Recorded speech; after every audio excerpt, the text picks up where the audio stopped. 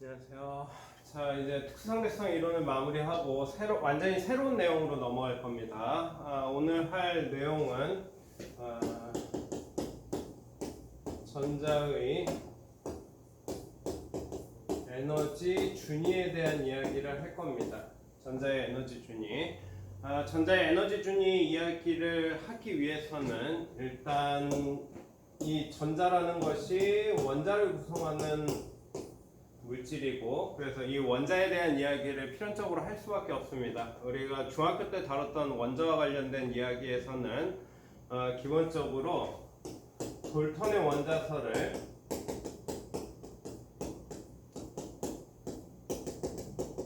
바탕으로 이야기를 했었고요. 그래서 뭐 화학결합 과정에서 뭐 원자의 개수가 변하지 않는다, 원자의 종류가 변하지 않는다, 이런 얘기들을 쭉 했을 겁니다.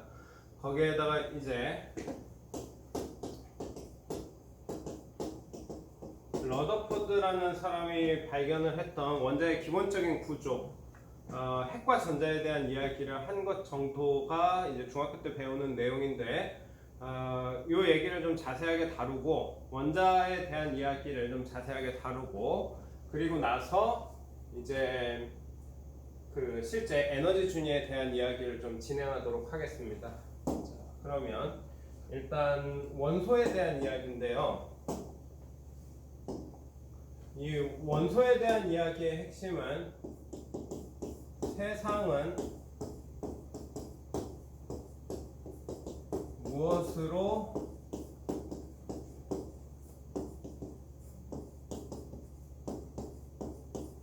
있는가에 대한 이야기부터 시작합니다. 그래서 세상을 무엇으로 구성되어 있다라고 얘기하는 내용이 좀 필요한데, 좀 역사적인 얘기를 좀 앞에 풀겠습니다. 그리고 저는 과학 선생인지 그 세계사 선생이 아니기 때문에 조금 내용상의 스킵이나 이제 뛰어넘거나 아니면 잘못된 부분들이 있을 수 있습니다. 그거는 좀 감안해서 듣길 바랍니다. 세상이 무엇으로 이루어져 있는가에 대한 최초의 대답은 우리 고대 그리스에서 이루어집니다. 물론 이 이전에도 분명 세상은 무엇으로 이루어져 있다라는 얘기가 반드시 있었을 겁니다. 이거 이전에 분명히 있었을 거긴 하지만 현재 인류가 문헌상으로 확인할 수 있는 내용은 고대 그리스의 아이디어가 최초다라고 생각하면 될 건데요. 1학년 통합과학 책에서 이야기하고 있는 사람은 바로 탈레스라고 불리우는 탈레스 맞나요? 헷갈리네요, 제 이름이. 그 고대 그리스의 자연 철학자입니다. 이 사람이 주장했던 것은 세상은 물로 이루어져 있다라는 사고를 했던 건데요. 이 사람의 아이디어를 이제 발전시켜서 고대 그리스 때 나온 그 세상에 대한 이야기는 두 사람에 의해서 확립된다라고 보면 됩니다. 그것이 첫 번째 사람이 플라톤이라는 고대 그리스의 위대한 철학자인데요. 그 플라톤이 제시했던 세상을 구성하는 입자는 사원소였습니다. 사원소. 이 사원소는 다들 알고 있죠? 그 예를 들어 세상을 구성하고 있는 게 물, 불, 공기, 그리고 흙으로 구성되어 있다라고 이야기를 했던 겁니다. 자, 이 플라톤의 그 아이디어를 이제 배우고 이거에 반기를 든 사람이 나타나는데요. 이 플라톤의 아이디어를 반박했던 사람이 바로 플라톤의 제자인 아리스토텔레스입니다.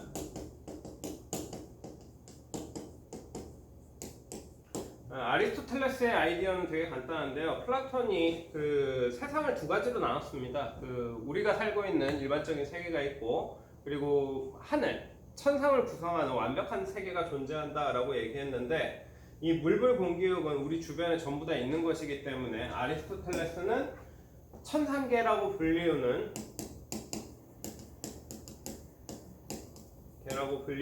가장 완벽한 세계를 이야기하기 위한 물질로서 에테르라고 불리우는 이제 제5원소를 제시한다라고 생각하면 됩니다. 그래서 이 플라톤의 4원소설과 아리스토텔레스의 에테르 이 아이디어가 이제 세상으로 뻗어나가기 시작하는데요. 이 플라톤의 사원 소설을 바탕으로 만들어지는 학문이 바로 연금술입니다. 연금술. 세상은 4개로 이루어져 있으니까 우리 주변에 있는 모든 물질이 이 4가지 요소로 이루어져 있고, 이 4가지 요소의 비율을 적절히 섞어서 바꾸면 금을 만들 수 있다라고 생각을 했던 거예요. 그래서 이런 것들로 구성되어 있는 다양한 물질들을 섞고, 그리고 이 새로운 물질의 특성을 확인하는 이런 과정이 엄청나게 유행을 했는데, 이 연금술 덕분에 이제 여러 가지 물질들을 섞어보는 일들이 많아졌다라고 보면 되고, 이때 금을 만들기 위해서 가장 주요하게 연금술에서 주요하게 사용했던 것이 바로 수은이라는 물질입니다. 그래서 이 수은과 관련된 수은 합금을 엄청나게 많이 만들어내요. 이 플라톤의 사원 소설의 아이디어 덕분에. 자, 이제 이 연금술이 그 유럽으로 흘러 들어가게 되는데요. 그 페르시아 지역이나 그 중동 지역에서는 금을 만드는 것을 목표로 했다라고 하면, 이제 연금술을 통해서 새로운 물질들을 만들어내고 세상에 대한 이해를 높여나가기 시작했다라고 보면 될 겁니다. 그래서 이 연금술의 아이디어로부터 현대 화학이라고 불리우는 학문이 탄생하게 되었다라고 보면 될 것 같은데요. 이 화학이 탄생하고 나서 나타난 최초의 그 화학적 논쟁을 이야기할 수 있는데요.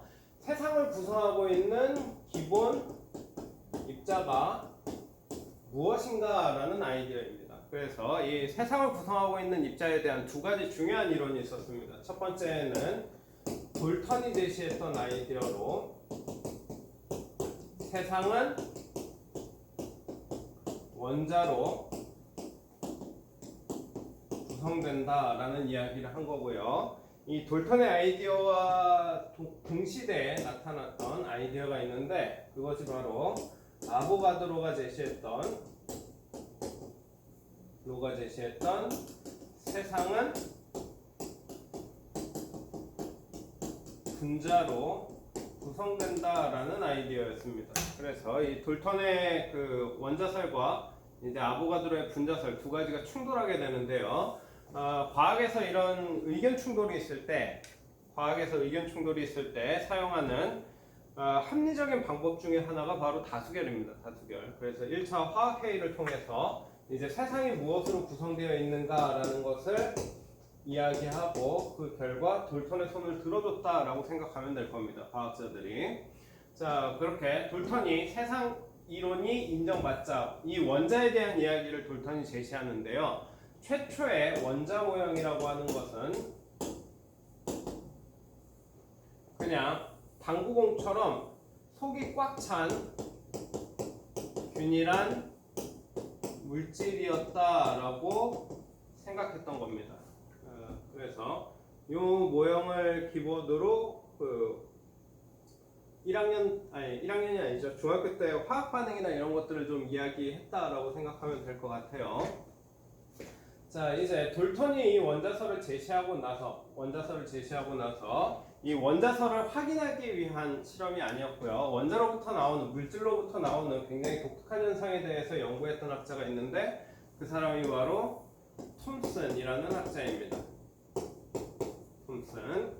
이 톰슨이 연구했던 대상은 바로 음극선이라고 불리우는 물질로부터 나오는 특별한 선에 대한 조사를 한 건데요. 이 선이라고 하는 것은 어떤 물질의 흐름 생각하면 될 겁니다.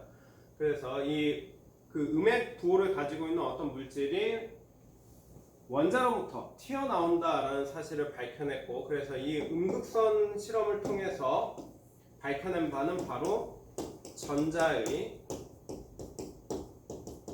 존재 자체를 밝혀냈다라고 보면 됩니다. 그래서 이 톰슨이 돌턴이 제시했던 이 원자 모형을 이제 수정하게 되는데요. 이 모형을 수정하게 되는데, 톰슨이 제시했던 방법은 균일한 어떤 플러스를 지니고 있는 요소 내부에 우리 식빵 중에 건포도 박혀 있는 식빵들 있잖아요. 그것처럼 마이너스 성질을 띠고 있는 전자가 이렇게 군데군데 박혀있다라는 아이디어를 제시했습니다. 자, 그러면 이 톰슨이 제시했던 이 균일한 물질에 대한 이야기를 증명하기 위해서 이제 새로운 과학자가 등장하는데 그 사람이 바로 러더포드입니다.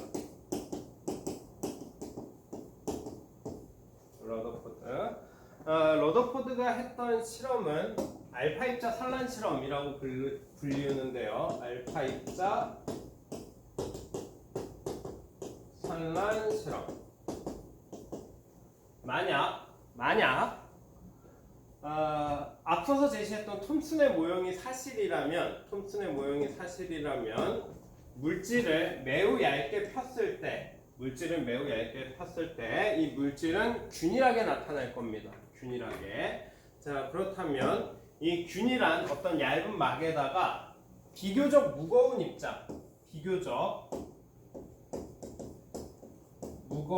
입자를 던지면 이 무거운 입자는 이 얇은 막을 통해서 빠져나가겠죠. 통과해 나갈 거다라는 얘기입니다.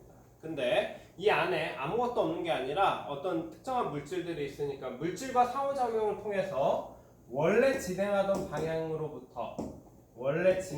방향으로부터 방향이 바뀌어서 진행하겠죠. 그러면 이 변화된 방향을 통해서 이 물질의 균일한 정도를 측정하려고 했던 실험인 겁니다. 자, 근데 이 알파 입자 산란 실험에서 참고로 이 무거운 입자를 우리는 알파 입자라고 부르고 이 알파 입자의 정체는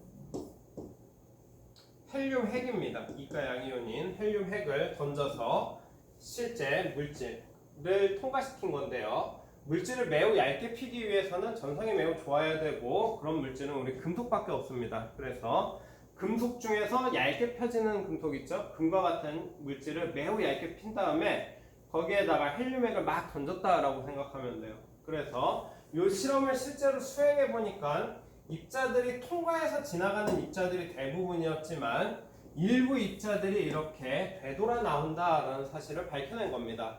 그래서 무거운 입자가 충돌했는데 되돌아 나온다라는 얘기는 이 위치, 충돌한 위치에 이 무거운 알파 입자를 되돌릴 만큼 충분히 무거운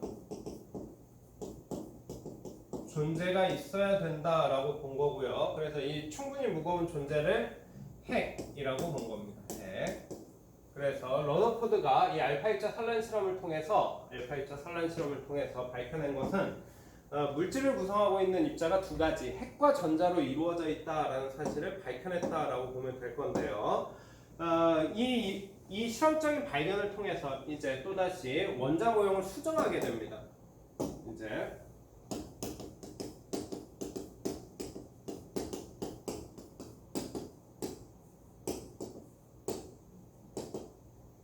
원자 모형을 수정하게 되는데 러더포드가 제시한 방법은 일단 중앙부에 핵이라고 불리우는 플러스 성질을 띠고 있는 매우 무거운 입자가 존재하고요. 이 핵 주변에 전자가 존재해서 이 전자가 핵 주위를 이렇게 돌고 있다라는 아이디어를 제시했다라고 보면 됩니다. 그래서 원자의 구조에 대해서 이야기할 때 핵 주위를 전자가 돌고 있어 이 얘기를 제시했던 사람이 러더포드다라고 생각하면 됩니다. 조금 어려운 얘기인데요. 이 러더포드가 이 새로운 원자 모형을 발표하고 나서 이제 2년이 한 2년 정도 지났을 겁니다. 그 러더포드가 이 행성 모형을 발표하고 나서 2년이 지난 후 러더포드의 제자였던 닐스 보어라는 학자가 그 당시에는 학생이었는데요. 이 러더포드가 제시했던 이 모형의 문제점을 지적해낸 겁니다. 그래서 새로운 실험을 통해서 발견을 한 건 아니고요. 러더포드 새로운 모형이 가지고 있던 이론적인 문제점을 파악했다라고 생각하면 될 건데요. 보어가 제시했던 문제점은 이겁니다. 전자가 핵 주위를 돌고 있다라는 얘기는 전자가 움직인다라는 얘기고요. 전자가 움직이는데 주기적으로 움직이겠죠. 전자가 이렇게 주기적인 움직임을 하면 이 전자는 이 움직이는 현상에 따라서 전자기파, 즉 빛을 방출해야 됩니다. 전자가 움직이게 되면, 전자가 이런 궤도를 따라서 계속 움직이게 되면 이 전자가 계속 빛을 바깥쪽으로 내보낼 거다라는 거예요. 그렇게 되면 이 전자가 가지고 있는 에너지가 빛이 빠져나가는 만큼 줄어들겠죠. 그렇게 되면 이 전자가 이런 궤도를 유지하지 못하고 에너지 감소에 따라서 핵으로 이렇게 떨어져야 된다라는 문제를 발견한 겁니다.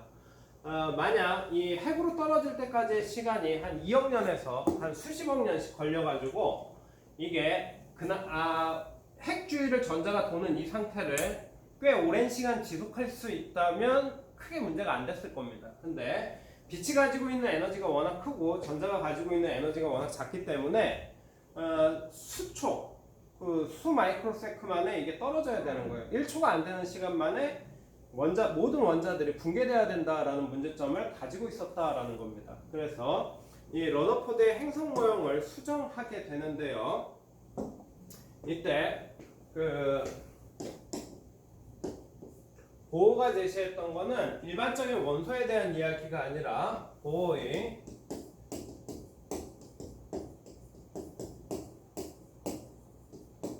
모형을 이야기하게 됩니다. 수소원자. 보어가 수소를 택한 이유가 있는데요. 수소는 가장 간단한 구조를 가지고 있습니다. 있는데 핵과 그리고 전자로 구성되어 있는 가장 간단한 구조이고요. 특히 이 핵의 구조가 매우 간단한데요. 핵을 이루고 있는 것이 양성자 한 개로 이루어져 있습니다. 그리고 전자 역시 한 개 있습니다. 그래서 양성자 한 개와 전자 한 개의 움직임을 설명하면 되기 때문에 수소원자가 매우 간결했고, 그래서 수소원자에 대한 이야기를 진행했다라고 보면 됩니다. 그러면 보어의 아이디어를 좀 따라가 보겠습니다. 자, 보어의 아이디어 역시 달라지지 않았습니다. 중앙에는 핵이 존재할 건데 수소핵이기 때문에 얘는 전하량이 양성자 한 개 값을 갖는 존재일 거고요. 그리고 주변에 전자가 이렇게 존재한다라고 본 겁니다. 전자가 역시 전자도 전하량을 지니는데요. Q2는 마이너스 2 값을 지니게 됩니다. 그렇게 되면 플러스와 마이너스 사이에 둘 사이에는 서로 당기는 전기력이 작용하겠죠. 이 전기력. 그래서 이 전기력에 따라서 역시 궤도 운동을 한다라고 본 건데요. 궤도 운동. 근데 러더포드 모형과 비슷하지만 보어 모형에서는 좀 차이가 발생하는데요. 러더포드 모형에서는 전자가 임의의 아무 궤도나 돌 수 있지만 보어는 전자가 움직일 수 있는 이 궤도가 아주 특정 궤도에서만 돌 수 있다라고 생각을 한 겁니다. 그래서 이 특정 궤도를 우리는 안정궤도라고 부르고 있고, 얘를 우리는 안정궤도라고 부르고 있고요. 이 안정궤도의 특징은 아까 전에 러더포드 모형이 가지고 있었던 문제, 전자가 움직이면 전자기파를 방출한다라는 문제가 있었는데 전자기파를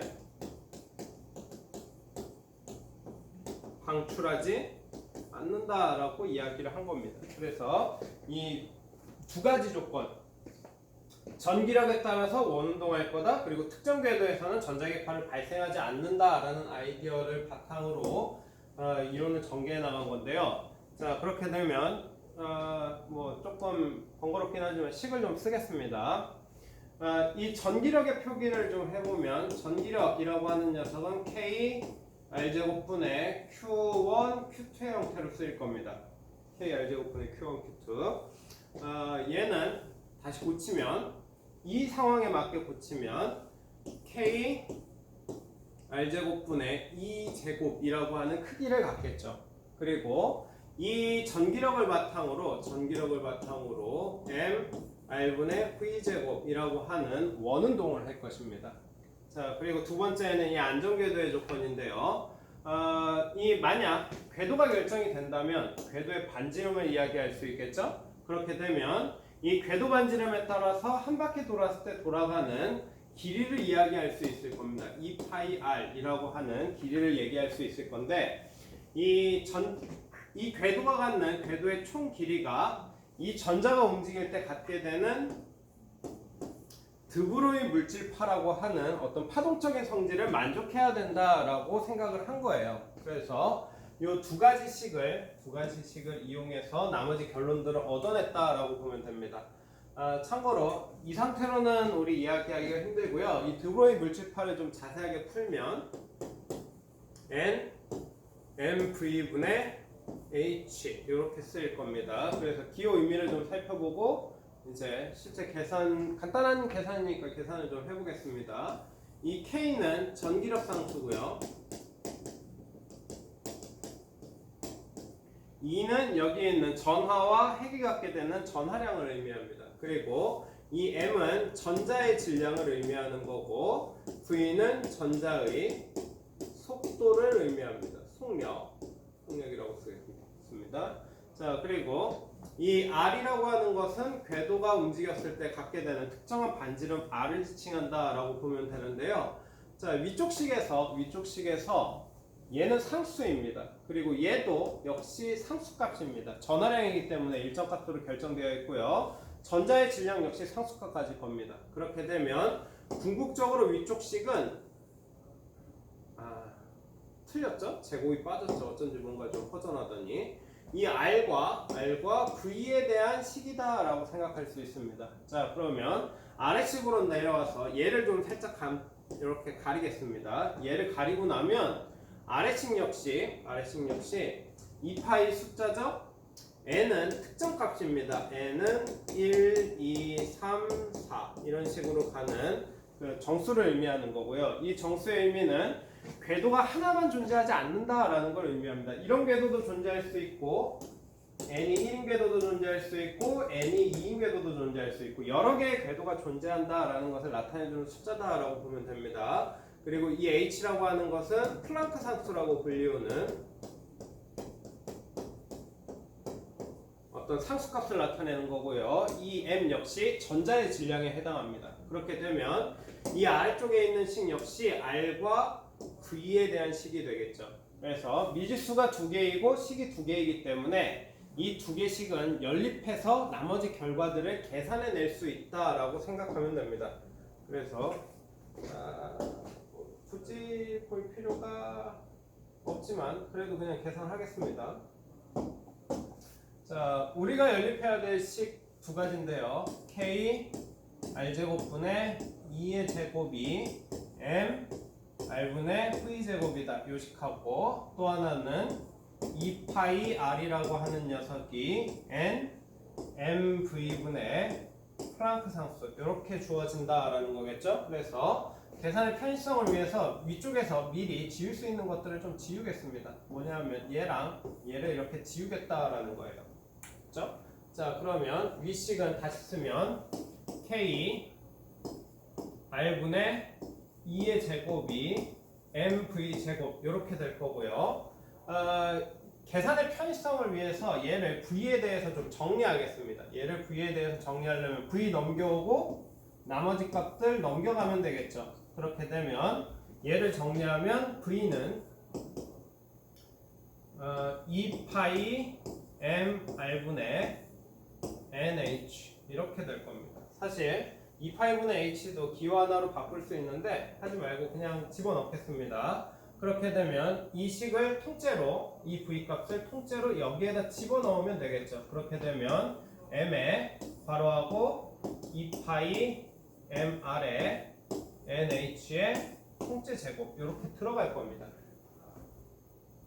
그렇죠? 자, 그러면 여기에서 변수는 아까 전에 계산해야 될 건 이 R 값이었기 때문에 정리를 좀 할 건데요. 식을 좀 일단 정리를 좀 하겠습니다. 그러면 얘는 풀면 4 파이 제곱 그리고 m 제곱인데 m 하나 있으니까 m 하나는 지우고요. R의 제곱분의 n 제곱 h 제곱 이렇게 들어가겠죠? 자, 그러면 역시 R에 대해서 우리는 계산을 해야 되니까 R 값을 넘겨오고 나머지 K제곱을 넘겨오겠습니다. 그렇게 되면 반지름, 이때 반지름을 구할 수 있게 되는데 반지름은 4파이 제곱 M K 2의 제곱분의 N 제곱 H 제곱 이렇게 쓰일 겁니다. 자, 그러고 나서 봤더니 숫자죠? 전자의 질량 상수입니다. 전기력 상수 상수고 전하량 역시 상수고요. 플랑크 상수 상수니까 이 부분을 통째로 미리 계산해 버릴 수 있겠죠. 그렇게 되면 반지름 값을 구할 수 있게 되는데 n제곱의 a0라는 하나의 값으로 얘를 이렇게 쓸 수 있을 겁니다. 그래서 이 a0를 우리는 보호에 의해서 구해지는 반지름이다 라는 의미에서 보호 반지름이라고 부르고 있어요. 보호 반지름. 이 보호 반지름의 정의는 n이 1일 상태일 때, n이 1일 때, 즉 얘가 1이면 작아지겠죠? 그래서 가장 작은 수소원자의 반지름이다 라고 생각하면 됩니다. 자, 그리고 R값을 구했다 라고 하면 V값은 R값 여기에다 그냥 집어넣으면 되는 거죠. 그래서 V값도 구할 수 있고요. V값을 구할 수 있게 된다라는 얘기는 이 V값을 구할 수 있게 된다라는 얘기는 이 전자가 가져야 되는 어떤 특정한 파장에 대한 이야기를 풀 수 있다라는 얘기입니다. 그래서 이 파장에 대한 이야기도 할 수 있는데요. 그냥 요거 집어넣겠습니다. 이거는 복잡하니까 그냥 이 형태로 집어넣겠다고요. 그냥 제로 집어넣어도 상관없긴 한데 그렇게 되면 람다 n이라고 하는 녀석은 n제곱분의 a0 들어가니까 하나하나 지워지겠죠? 그렇게 되면 n 람다 1 이런 형태를 나타낼 수 있다라고 보면 됩니다. 그래서 이것이 전자가 갖게 되는 어떤 운동 상태를 나타내주는 표현이다라고 보면 되는데요. 여태까지 한 건 수학이고요. 수학적으로 계산된 이 결과가 어떤 이야기를 하고 있는지, 그것이 물리학적으로 무슨 의미를 갖는지 그게 중요한 건데, 핵으로부터 떨어져 있는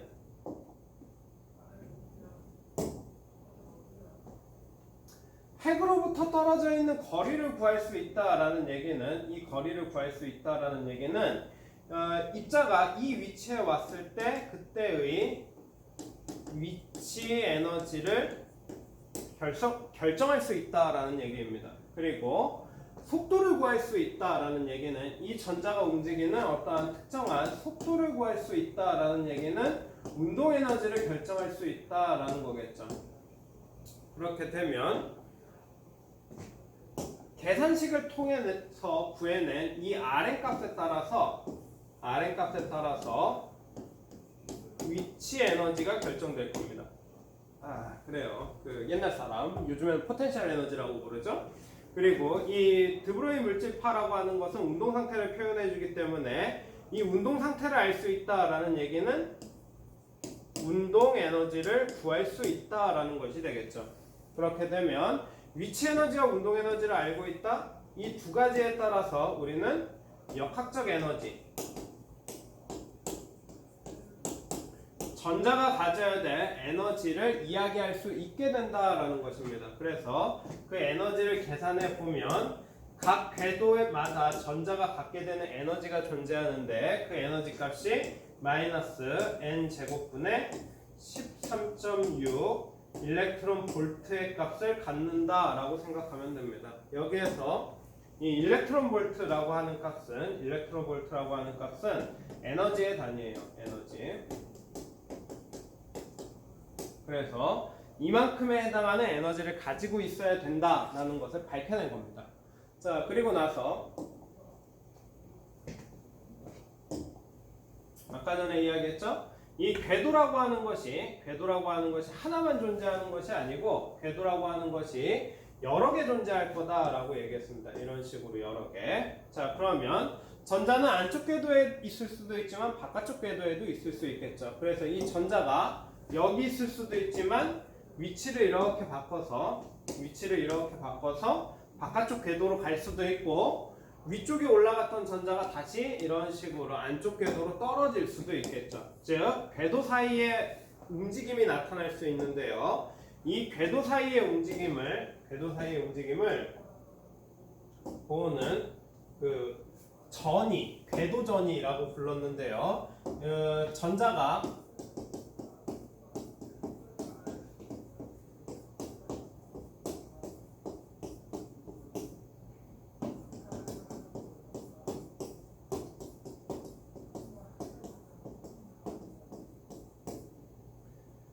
에너지를 흡수하거나 방출해야 된다라고 본 겁니다.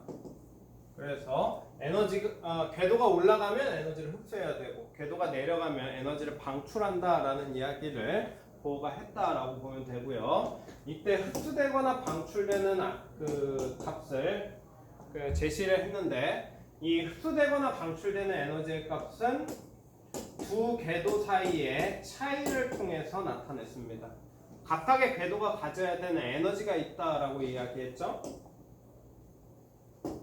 요겁니다. 전자가 가져야 될 힘에 따라서 원운동을 하고 그 원운동을 하는 궤도가 특정지어진다라고 하면 그 녀석에 따라서 궤도의 길이라든가 궤도의 속도, 궤도에서의 전자의 속도를 이야기할 수 있는데 그러면 위치 에너지와 운동 에너지를 구할 수 있고 전체적인 전자의 에너지를 구할 수 있게 된다라고 이야기했죠. 그래서 이 각각의 에너지는 궤도에 있는 전자가 지니는 에너지가 되는 겁니다. 그래서 궤도가 갖는 에너지다라고 이야기해도 무방하겠죠. 그렇게 되면 그 궤도 사이에 왔다 갔다 할 때 각 궤도에서 전자가 가져야 될 에너지들이 있고 그 차이만큼 흡수되거나 방출된다라고 본 겁니다. 근데 이때 흡수는 어떤 상태여도 상관없지만 만약 방출된다라고 하면 방출되는 형태는 반드시 빛의 형태로 방출돼야 된다라고 얘기한 겁니다. 그래서 이것이 보호가 제시했던 수소 원자 모형인데요.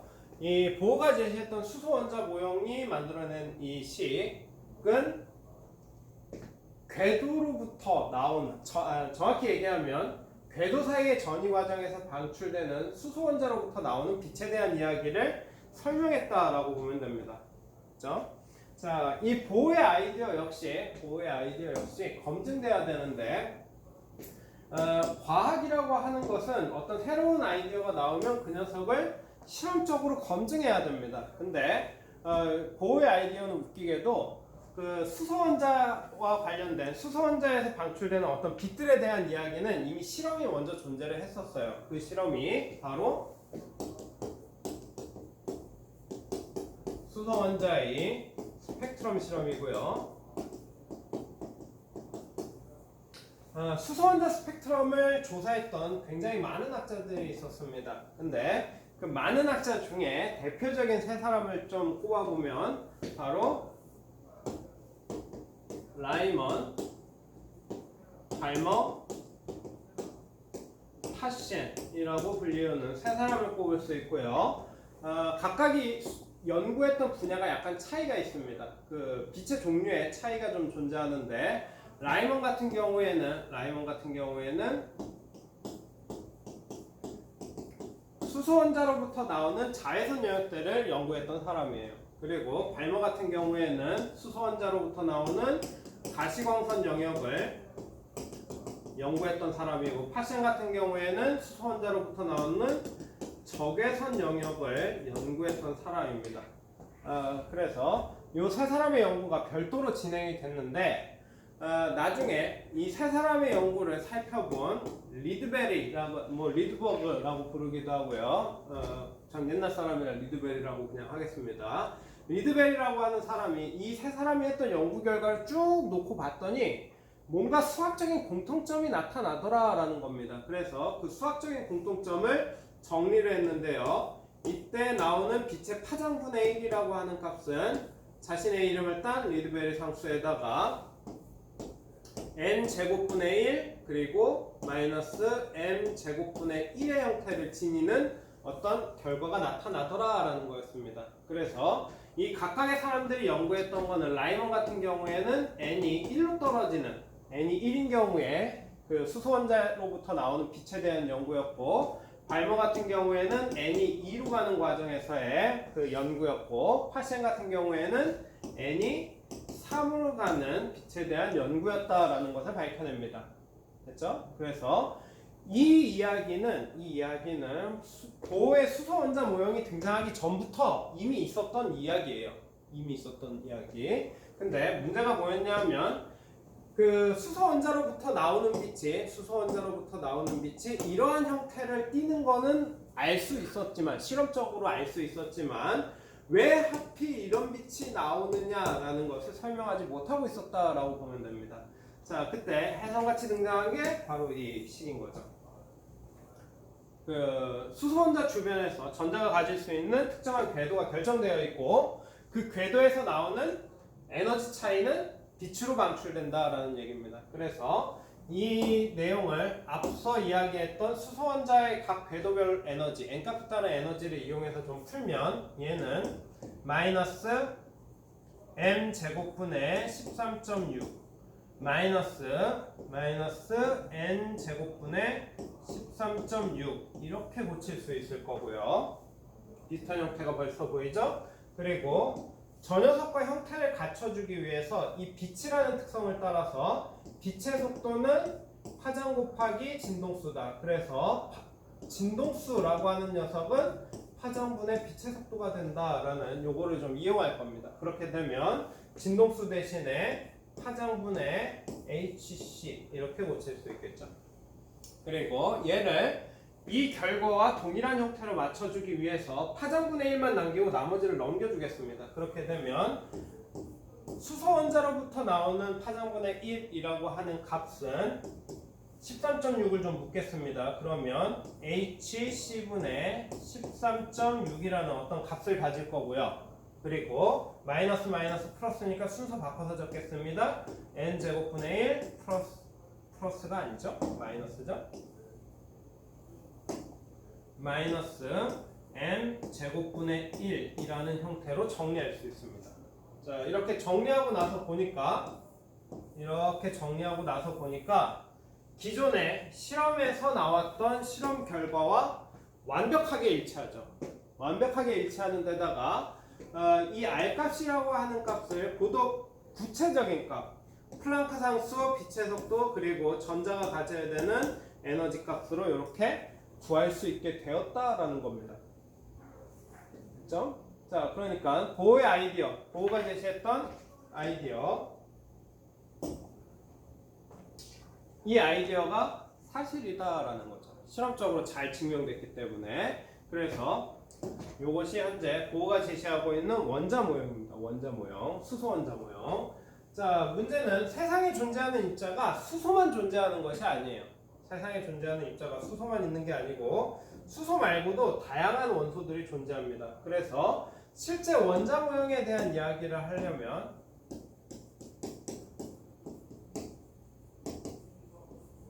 수소에서 성공했으니까 수소 다음 물질인 헬륨 성공하고 나면 리튬, 이런 식으로 다른 원자들에 대해서도 모양을 제시해야 되는데 이 과정에서 문제가 나타납니다. 수소가 성공할 수 있었던 이유는 굉장히 간단해요. 수소는 양성자 하나 그리고 전자 하나로 구성되어 있는 매우 간단한 형태였기 때문에 얘가 계산이 됐던 겁니다. 근데 이 헬륨만 하더라도 문제가 나타나는데요. 얘는 핵 속에 양성자가 2개 있습니다. 양성자가 2개 있고 주변에 전자가 역시 2개가 돌 거예요. 그렇게 되면 수소에서는 단 하나의 힘으로 이 운동을 설명할 수 있지만 헬륨에서는 힘이 전자 하나를 설명하기 위해서 3개가 됩니다. 그리고 이 움직임에 따라서 이 반대쪽에 있는 전자도 역시 영향을 받겠죠. 그래서 얘는 매우 복잡합니다.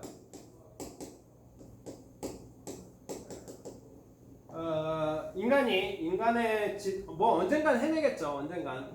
인간은 언제나 답을 찾아내는 존재이기 때문에 언젠간 이 계산을 간단하게 하는 방식을 찾아낼 겁니다. 수학적인 발전이 이루어지면 그런 것들이 가능하겠지만 현재 가지고 있는 인류의 수학적인 능력으로는 저 녀석을 쉽게 풀 수 있는 방법이 존재하지 않는다라는 겁니다. 그러니 당연히 수소는 성공했지만 헬륨부터는 막혔다라고 보면 돼요. 헬륨부터는.